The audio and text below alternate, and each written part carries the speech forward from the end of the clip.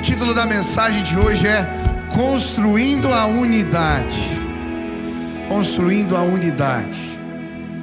Se você trouxe Bíblia, abre em Efésios, no capítulo 4, versículo 1 a 3. Diz assim a palavra do Senhor: como prisioneiro no Senhor, rogo-lhes que vivam de maneira digna da vocação que receberam.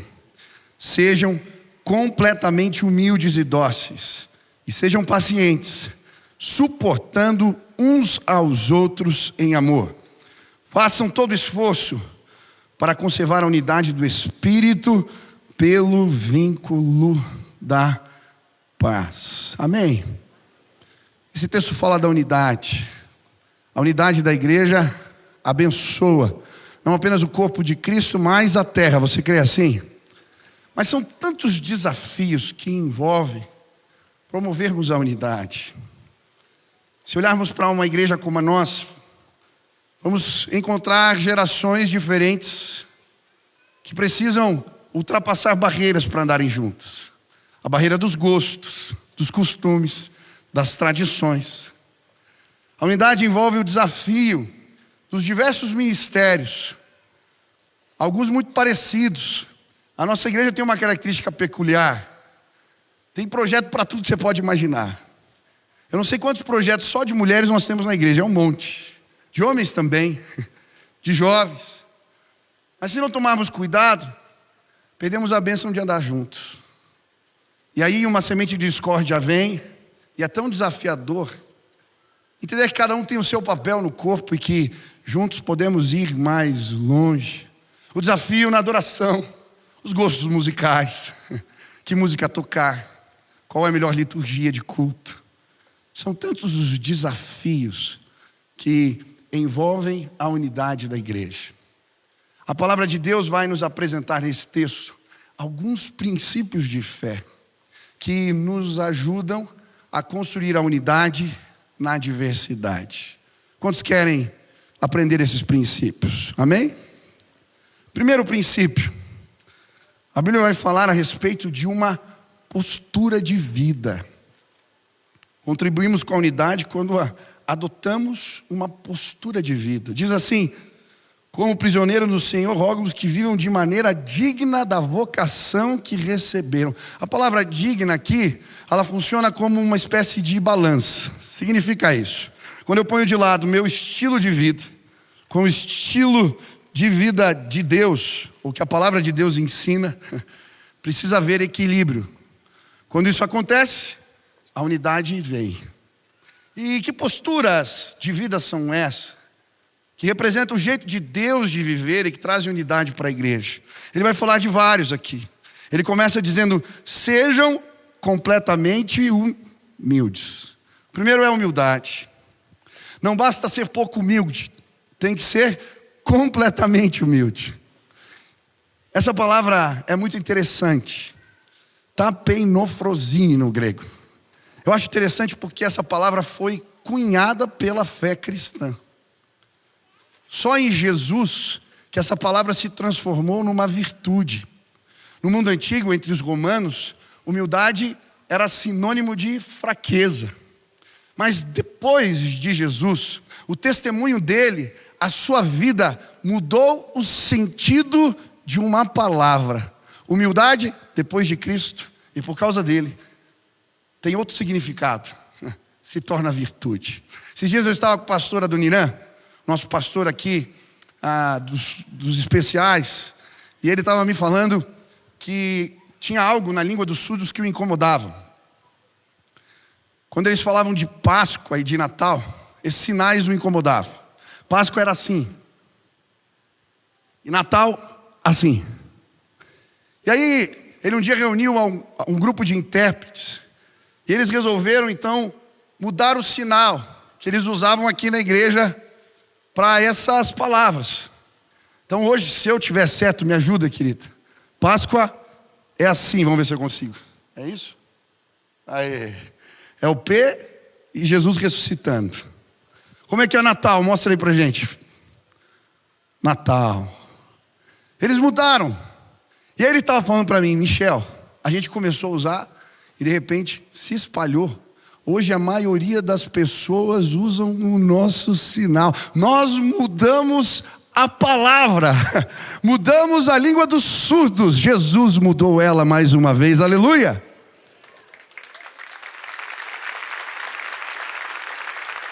Foi exatamente isso que aconteceu com a palavra humildade. Humildade, ela é fruto do conhecimento que temos de nós mesmos. Quando entendemos que somos pecadores, ela também é fruto da confrontação da nossa vida com a de Jesus.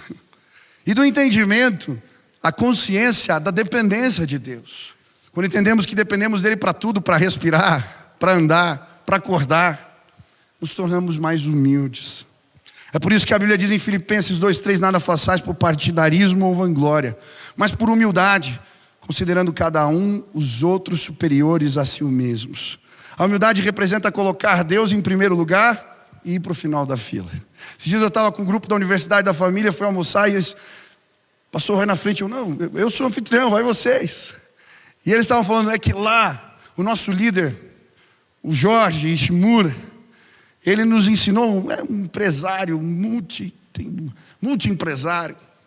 Ele nos ensinou que nós temos que sempre ficar por último na fila.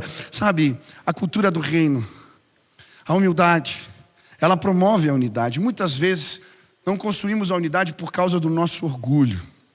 Eu lembro de um livrinho que eu li há um tempo e recomendo aqui, Ego Transformado pelo Espírito. Quem já leu esse livro? Se você não gosta de ler, é fácil, porque ele é bem fininho. E ele fala... Nesse livro algo interessante, diz que Paulo, ao falar de orgulho, ele usa uma figura de linguagem.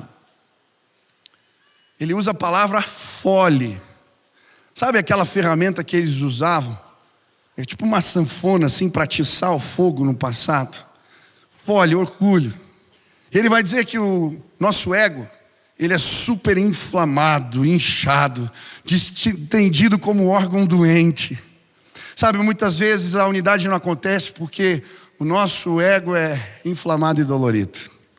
A gente se ressente por pouco.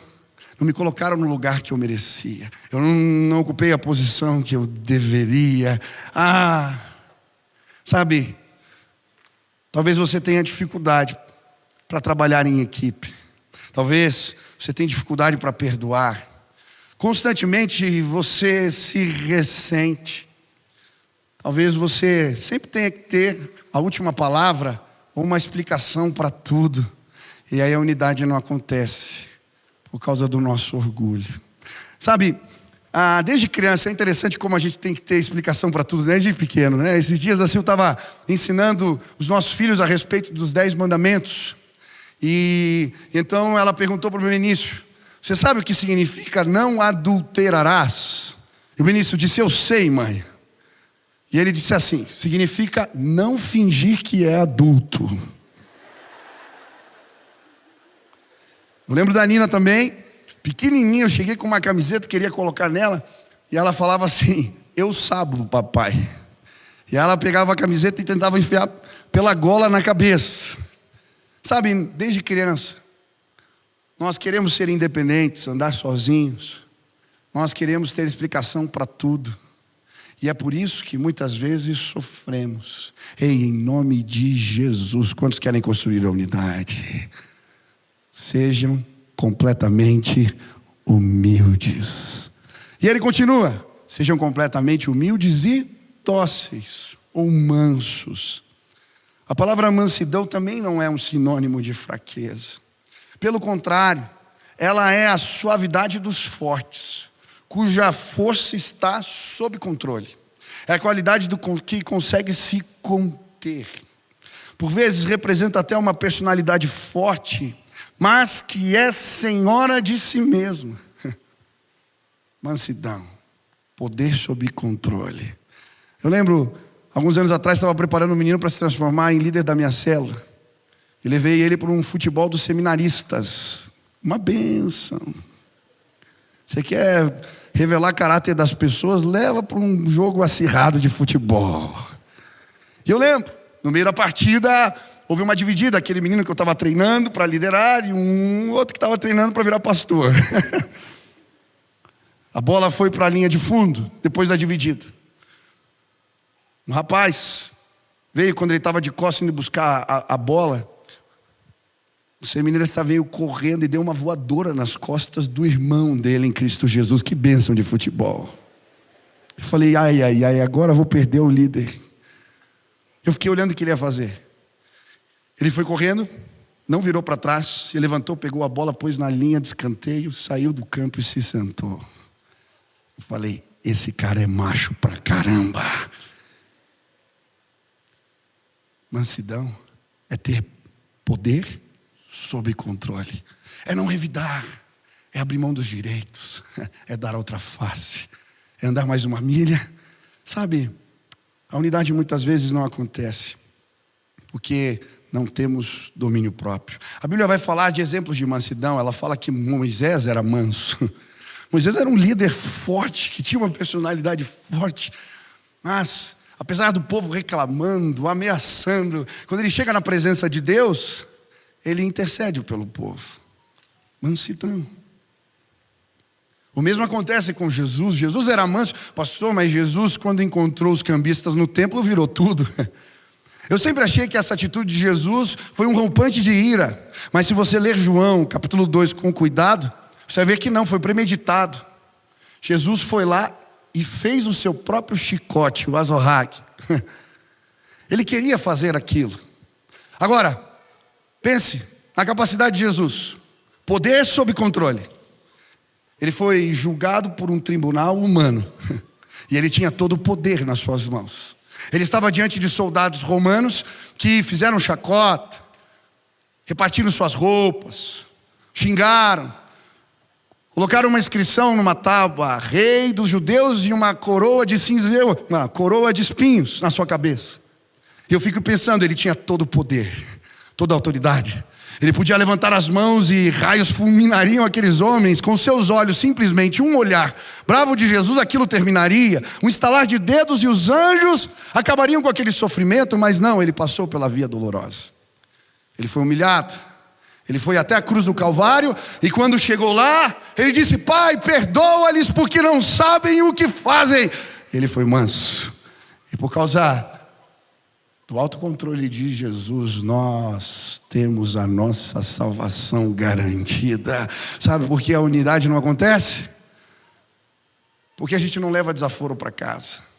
A unidade não acontece porque muitas vezes não nos controlamos. Não controlamos a língua, não controlamos nossos impulsos, não controlamos nossos desejos. A unidade não acontece porque o fruto do Espírito, o domínio próprio, ele não faz parte das nossas dietas, não gostamos dele. A unidade não acontece porque não queremos viver o que Jesus nos ensinou a fazer. Levar o prejuízo, pagar a conta que não é sua. Isso é ser crente de verdade, é nesse lugar que a unidade acontece. Ei, quantas vezes nos perdemos? Porque não cuidamos com o jeito de falar, não somos dóceis. Não cuidamos com as mensagens que mandamos, não cuidamos com as respostas que damos na internet. Aí o povo lá fora vê os crentes, até pastor, todo mundo brigando, é uma beleza. Unidade acontece quando a gente abre mão. Sabe, esses dias eu estava em casa, já faz um tempo. A internet aquela semana tinha falhado 5 vezes. Caído 5 vezes o sinal. E eu disse, eu vou ligar para aquela... Depois da 5ª vez, eu falei, eu vou ligar naquela companhia e eles vão me ouvir. É bem... Às vezes a gente gosta, quer fazer barraco. Eu estava naquele dia, predisposto a isso. Peguei o telefone, liguei. Falei, agora vamos ver. Atendeu o telefone uma moça, uma atendente. E eu comecei a falar já meio bravo, assim, o tom de voz. Ela, espera um pouco. Eu conheço essa voz. Pastor Michel, oi irmã. Eu não posso mais nem reclamar da internet. Aleluia, glória a Deus.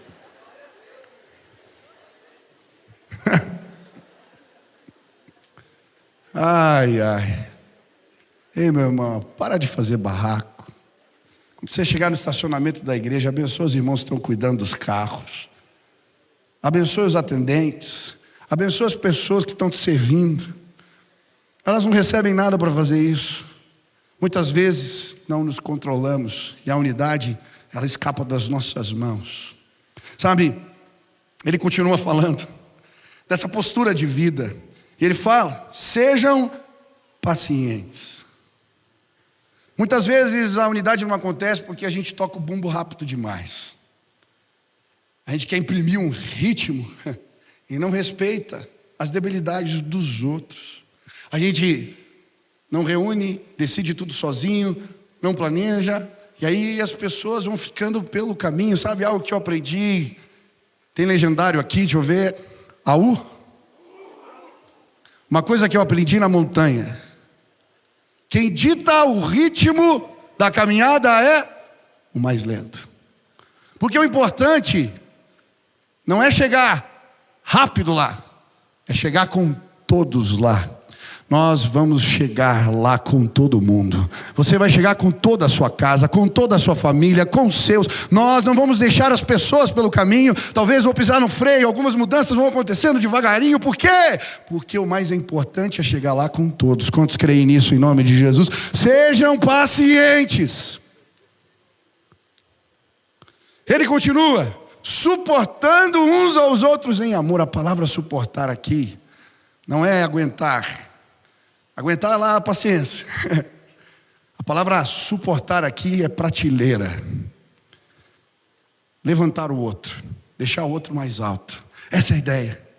A unidade acontece quando a nossa perspectiva muda. As pessoas nos seguem quando elas entendem que elas não estão seguindo alguém que tem um projeto pessoal de poder e que está usando os outros. Não. A unidade acontece quando temos um propósito maior.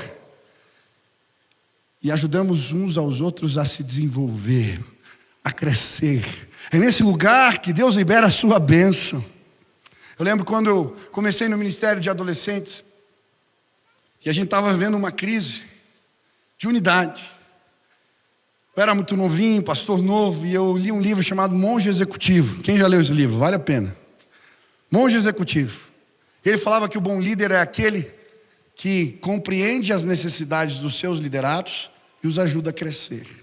E eu lembro que depois de ler aquilo, eu fiz uma lista com o nome de todos os conselheiros, todos aqueles que lideravam o ministério comigo, e eu comecei a colocar as necessidades deles do lado. Pedi que Deus me revelasse. E sabe, quando eu comecei a cuidar do crescimento desses meus irmãos, a unidade veio no rebote. Quem quer unir o povo de Deus aqui? Ajude os outros a crescerem. Ajude os outros a se desenvolverem. E a bênção da graça de Deus vai repousar sobre nós. Unidade envolve posturas de vida. Quem quer ter essas posturas? Em segundo lugar, o texto vai nos ensinar que a unidade envolve esforço. Façam todo esforço. A manutenção da unidade dá trabalho, envolve muito esforço. Mas por quê? Porque a unidade muitas vezes nos tira da zona de conforto. Você tem que aprender coisas novas, com pessoas diferentes. Tem que trilhar caminhos, usar sistemas diferentes. Eu lembro quando eu mudei o sistema operacional do meu computador. No começo eu não sabia onde estava nada. Era horrível. Depois valeu de alguma coisa. Mas o começo foi desconfortável. Dá trabalho. É desconfortável. Dá trabalho. Ouvir o outro dá trabalho. A gente não quer ouvir o contraditório. A gente quer seguir com as nossas ideias.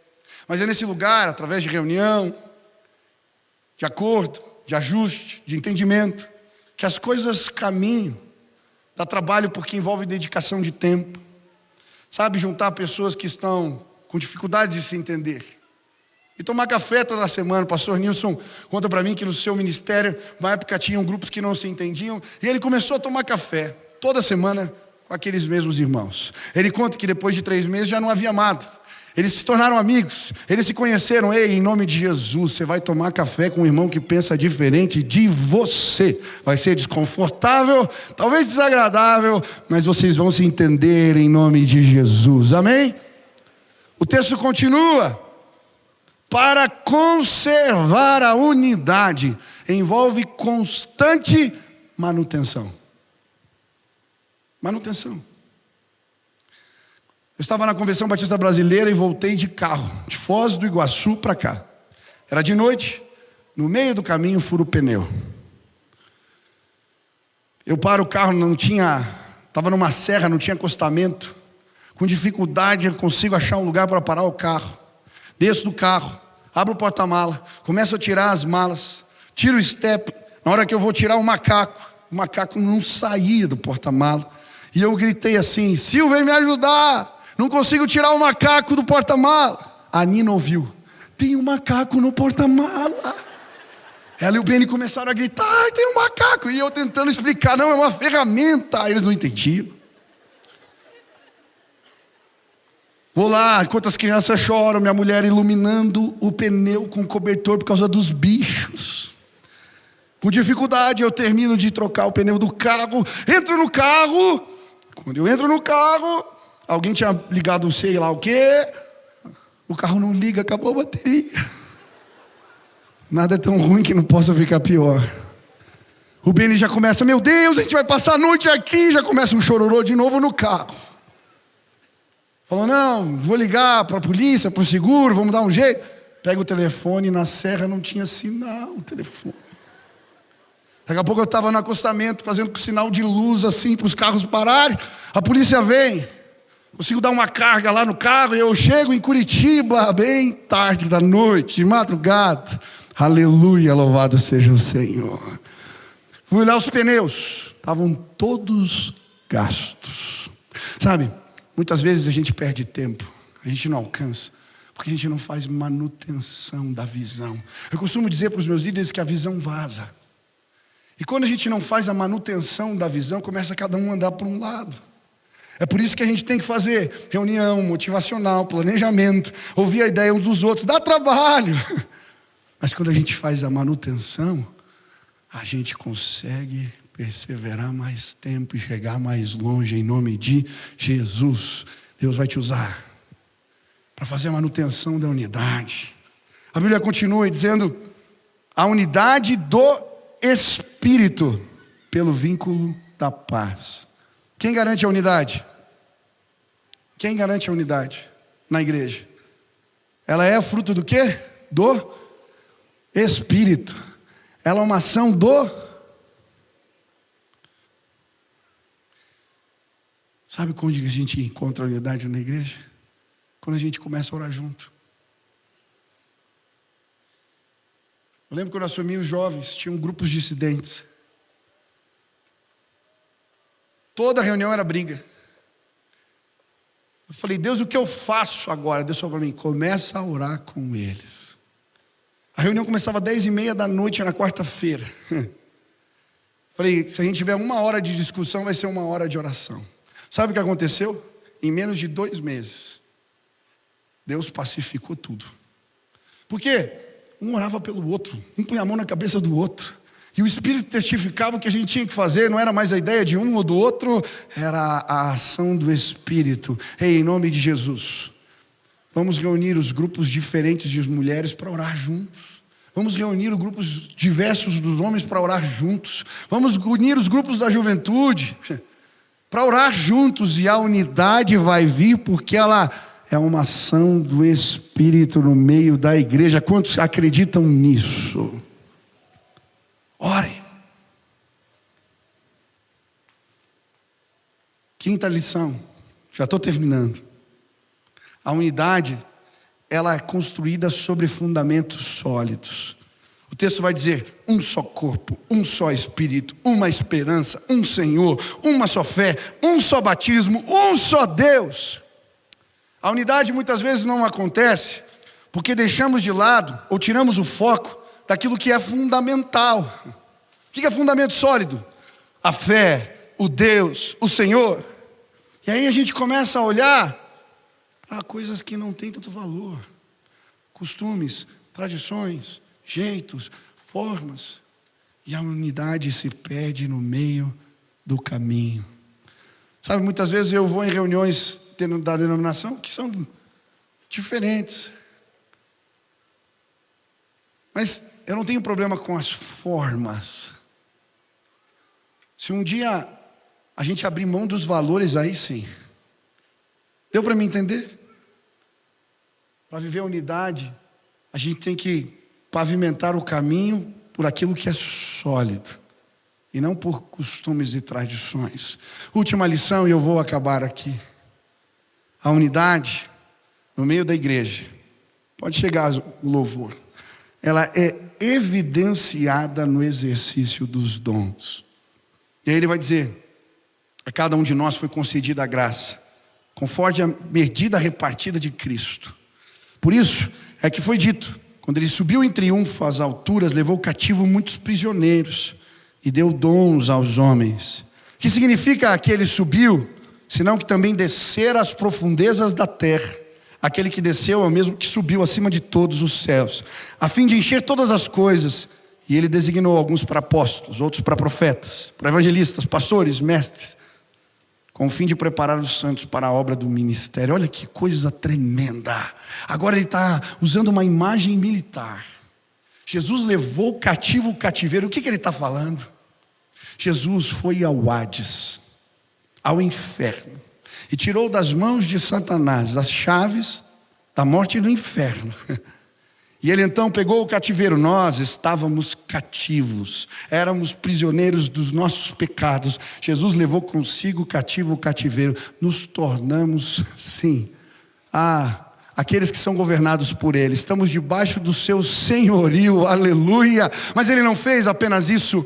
Ele subiu aos céus, à destra do Pai, e lá ele pegou os despojos da guerra, a autoridade que foi tirada de nós no Éden, e ele começou a distribuir no meio da igreja os dons do Espírito, os despojos de guerra.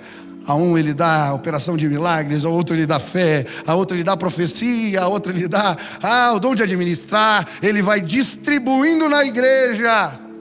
E sabe, quando fazemos parte do corpo, temos o privilégio de ver Deus revelado na face dos nossos irmãos. Aleluia. Que tremendo. C.S. Lewis escreveu um livro chamado Quatro Amores. Eu vou terminar com essa história. Ele tinha um grupo de amigos que se reuniam, e um deles faleceu. Ele vai dizer: quando o Roger morreu, eu perdi um pouco do Ronald. Porque quando o Roger contava piada, só ele conseguia tirar determinadas gargalhadas do Ronald. Quando eu perdi o Roger, eu também perdi um pouco do Ronald. Sabe, quando não andamos juntos, perdemos o privilégio de ver Deus revelado na face dos meus irmãos. Eu não quero perder nada, eu não quero perder nada, eu não quero perder nada. Eu quero ver Deus sendo revelado em você. Eu não quero perder nada, eu não quero perder nada. Eu quero ver Deus sendo revelado nas crianças, sendo revelado nos adolescentes, sendo revelado através dos idosos, sendo revelado através das mulheres, dos homens. Eu quero ver Deus sendo revelado. Eu vejo Deus revelado na face do Arquimedes, quando ele vem servir a nós junto com os diáconos toda semana. Eu vejo Deus revelado quando a Marta e os irmãos que têm dons de misericórdia nos ensinam a cuidar do próximo. Eu vejo Deus revelado quando eu vejo os adoradores sobre o altar se derramando na presença de Deus. Eu vejo Deus revelado quando um jovem, um menino começa a pregar a autoridade do Espírito. Eu vejo Deus revelado quando os meninos saem pelas ruas pregando o Evangelho. Eu vejo Deus revelado nas nossas reuniões de oração. Eu vejo Deus revelado através do presente da irmã que me deu bala hoje de manhã. Eu vejo Deus revelado através do coro dos surdos, dos sinais dos meus irmãos. Eu vejo Deus revelado nesta igreja, e eu não quero perder nada, nada, nada. Nós precisamos andar juntos e veremos a glória de Deus. Ele desceu às profundezas da terra, ele está nos altos céus. Ele vai derramar dons sobre esta igreja, sobre a sua vida. Deixa Deus te usar, irmão. Nós queremos ver a glória de Deus revelada neste lugar. Quantos querem construir a unidade comigo? Feche teus olhos, baixe tua cabeça agora. Pergunte para Deus: Pai, de alguma forma eu tenho impedido a unidade. Algo que eu disse, algo que eu tenho dito, uma postura de vida, os meus machucados,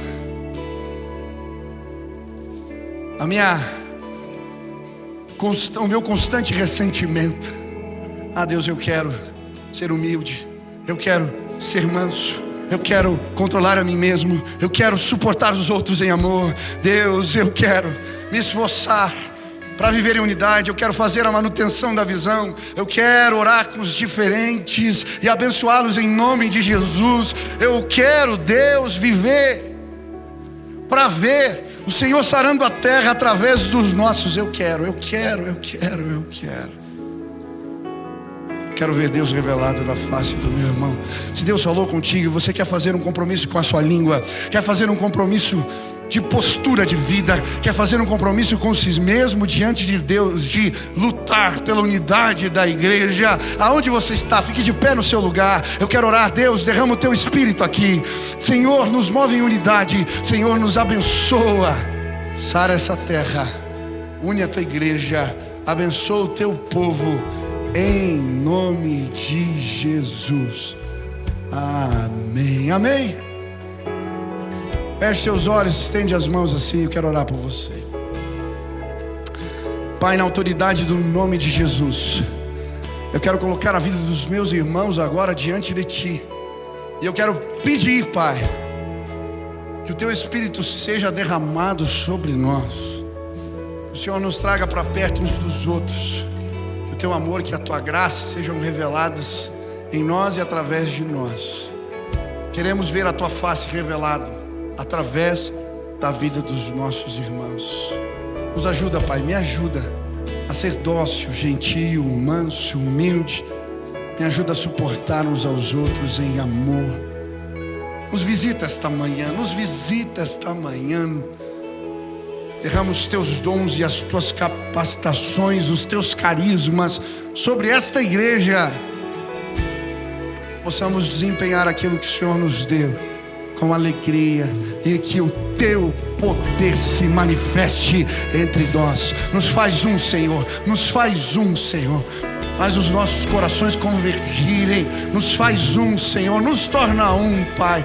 Em nome de Jesus que nós oramos. Amém, amém. Você pode aplaudir ao Senhor. Aleluia.